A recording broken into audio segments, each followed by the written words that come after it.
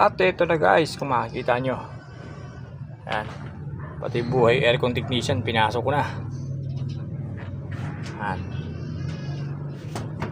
latag kami ng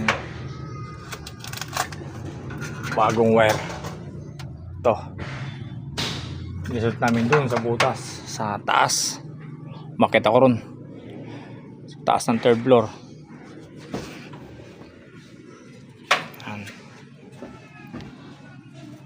Tulungan ko yung aircon technician para mabilis matapos. Doon sa loob i-connect niya ron sa indoor, tapos i-connect niya dito sa outdoor mamaya. Bali dalawa yung gagawin namin. Dito pa isa. Yan ang trabaho ng buhay all around maintenance.